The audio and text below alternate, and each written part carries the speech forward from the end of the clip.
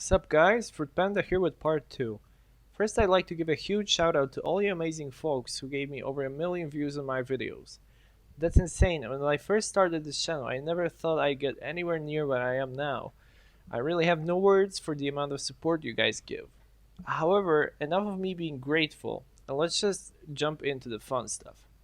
First things first, time to discuss the importance of spawn, timings, and ways to get into favorable aggressive position.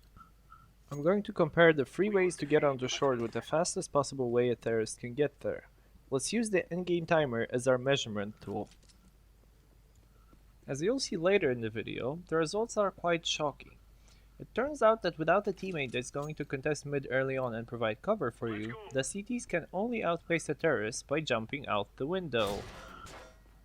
So for those without Foon/CW/Edward type of movement skills, it might be better to opt for the 2 other routes. While we benchmark this, let me remind you that you can save or lose as much as 3 seconds depending on how far away from the market you'll spawn, and that you need to count in some other factors, such as dodging your teammates and reminding your window player to not block you as you attempt to get through window to ladder, for example. When using the regular route for market, you should also stay a while and listen for B-apps or underpass footsteps, and while you're distracted by that, a T can already get into ladder room if there's some smokes in the middle. Alright, so now that we know how blazingly fast a terrorist can get to our spot, let's discuss some basic principles of short defense. Your absolutely most important role here is that 1. You work with your B teammate in fending off attackers from B apps, and 2. You're holding the angle on short. The first way you can make sure you don't let anyone into the bomb site through either way is a passive setup. You leave your window or connector player to the task of controlling middle and giving you the necessary info, and you work closely with your B teammate instead. This is especially effective against eco buys, since most of the time the Ts will avoid facing mid with no rifles on their hands. Here we see Edward waiting for the signal to throw a Molotov into B apps, with his back turned to short, having faith that his team will report any mid activity. Once Navi gets the man advantage, he moves into a safer position on truck, and his team closes out the round without any losses.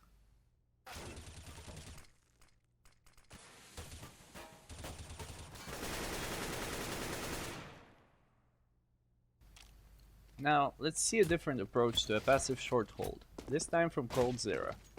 Notice how in this round there's no window player, and as soon as the connector player sees activity on mid with a possible short rush, coldzera throws a deep short smoke and an HE nade to help himself out. He scores 2 easy frags, but unfortunately, a bit later, goes for a greedy trade attempt and gets outmatched by an AK. Regardless, he has done his part in the round, stopping the Ts from getting on short while getting 2 frags.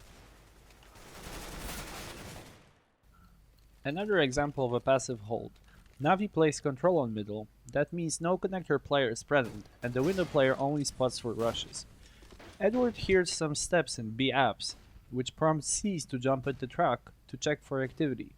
Seized sees no one, so Edward readies his incendiary for underpass. Now that the window player has repositioned, Edward throws a deep short smoke to show some presence to give him some breathing room, while his team tries to read Tempo Storm. Since neither of the teams have spotted each other yet, and Navi having little to no control over middle, Edward moves into his favorite spot, the ladder room, in order to disrupt the T's potential setup for connector, as well as gathering info. A short while later, Phelps, being led into a false sense of security, tries to get into window, and falls prey to the better positioned Edward. Edward still waltzes around ladder for quite a time, but as soon as he realizes that there is not much time left on the clock, he successfully runs out to B through his own molly, with Guardian's offshot perhaps saving his life. To sum up the passive hold, you don't want to switch your position too often. Just be patient and set up traps. Time to cover early mid control. This means aggressive peeking onto mid boxes to get info or score frags as soon as possible, pushing mid and or controlling underpass. Here, judging by the fact that he has heard no footsteps towards B early on in the round, coldzera fulfills his 2 basic objectives of holding short and B in this round, and goes for an information play towards middle. The moment he hears shots on their window, he realizes it's an A hit and rotates the window, waiting out and outsmarting Daze in process. Despite him losing the round, he has made the correct play here. Now for some all-out aggression once again from coldzera. Facing a typical T setup with two mid-take smokes, Colt uses the T smokes against them, finding a gap, eliminating two unsuspecting players, and at this point with the bomb dropped, the round is essentially over. Also, it's worthwhile to notice that against full buys, coldzera also prefers the incendiary over HE grenade, much like Edward and myself. Let's see some cool movement from Edward and how Tempest Storm's mid-take smoke has baited out most of Edward's utility and diverted his attention away from the B bomb site. However, here we can also see that Navi is most likely anti-stratting Tempest Storm, since this round they have 3 players towards B, so Edward's incendiary at least removes the possibility of a mid lurker.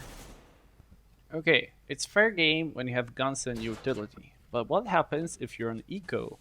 Here you can do 3 things. You can play close B, pray for a 1 dig on short if you can spend money on the deagle, or push underpass. Pushing underpass is a really good idea if you have a good spawn for it, but also you have a limited time to score a frag, because when your window teammate gets pressured too much, you might find yourself in a pincer. Regardless, underpass is a perfect place to score a 1 headshot pistol kill and get a gun plus man advantage, so don't be afraid to go for it often. You can also do this in gun rounds, but after scoring a frag you should retreat into connector instead of pushing for more. You'll attract a lot of attention with this play and might fall into a trap yourself. There's one more thing I'd like to talk about, and that's retakes. While I won't go that much into detail, let's talk about the short player's role in a typical A smokes with a man disadvantage scenario. If earlier in the round the T's have shown some presence on mid, like a mid-take smoke, or you've heard some steps in underpass, or maybe you just have a feeling like that, be sure to check every spot in the middle while the T smokes are still in play.